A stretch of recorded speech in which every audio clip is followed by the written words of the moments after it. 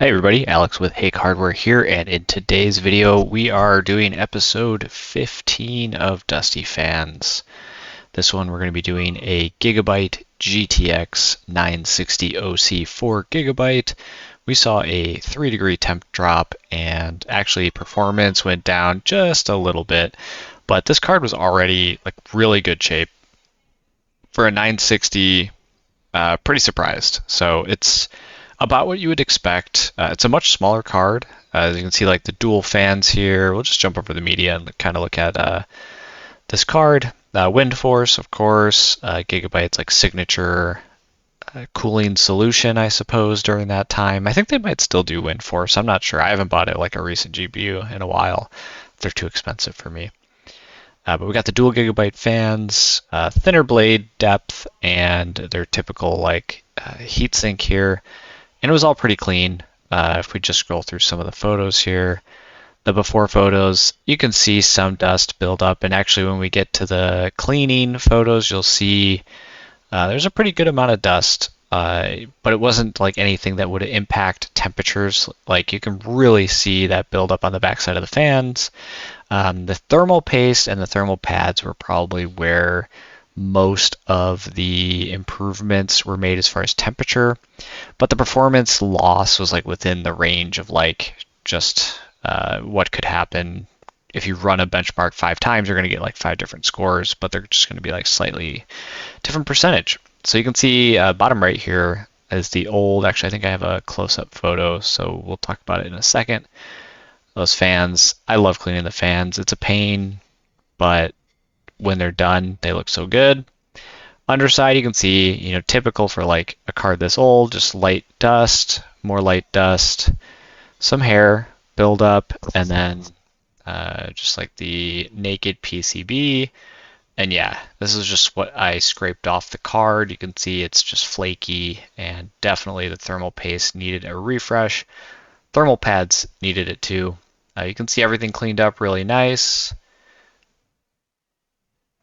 Little soapy water, and I got everything clean. So I can never really get like I could probably get a little pick and get out the thermal paste in the little line, little like crevice here, but not necessarily needed. The board always cleans up really good with the isopropyl alcohol and the soapy water. I am thinking about getting one of those like cleaning things. I don't know if you've seen them. They use like a frequency or something to like vibrate this cleaning solution.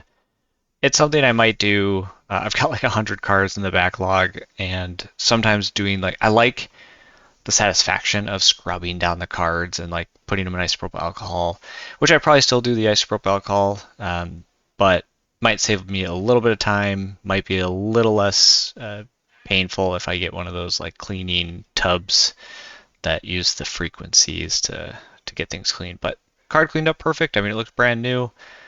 The card performs really well. Overall, it's like a cool card in my opinion. I like the Wind Force logo is definitely like old school looking, and the blue accents are kind of interesting. If you're doing like a themed build or something, it's always cool to have like a specific color accent. I really like the MSI Dragon Army cards where you've got like the green, you've got the red, you've got the gold. I think they have titanium in some of the future cards. So anyways, let's go back to our tests here. So 37 frames per second. This is good for like maybe like a Linux card if you're going to be doing some like old school gaming or something.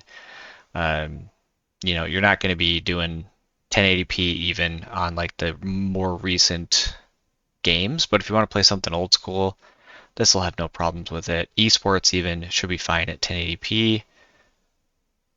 The blog's pretty cool. I always recommend reading through it. Just touch on a few different topics. If there's any like quirky features about this specific card, and kind of like I'd look at a few older reviews just to kind of see how things were done.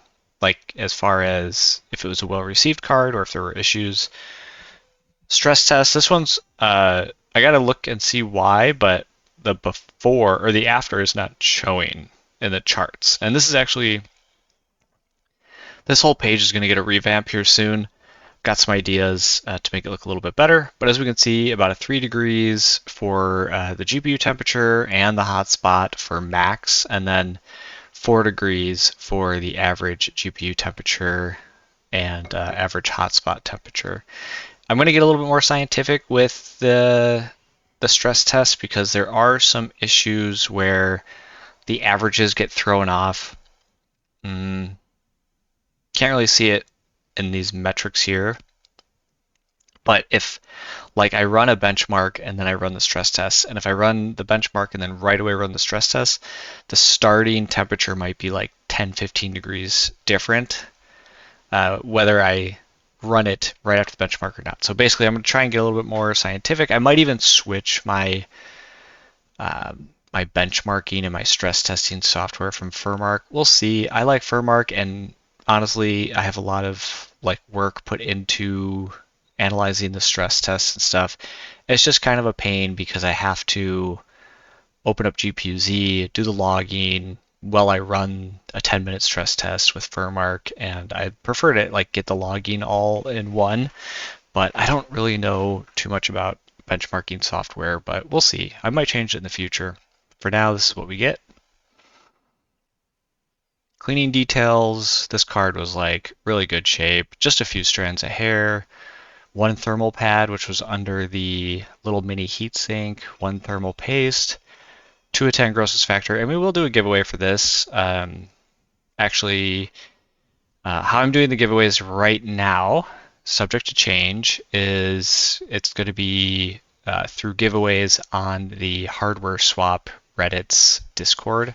So if you go to Reddit and go to Hardware Swap, there's a link to their Discord, and there'll be giveaways periodically for these cards. So how I will typically do it is after the video posts on Wednesdays at about noon, and that's Mountain Standard Time. I'm in Arizona. We don't do the time change thing, so it's the same time all year round. For me, it's going to be noon all year round, but for other people, that'll change if you're not in Arizona when the time changes. But anyways, each Wednesday, the giveaway will start. It'll run for 24 hours. You can enter with a chance to win. We got a 960 this week, but like last week, if we look at the cleanings, we had a 980 Ti. This thing was an absolute beast still.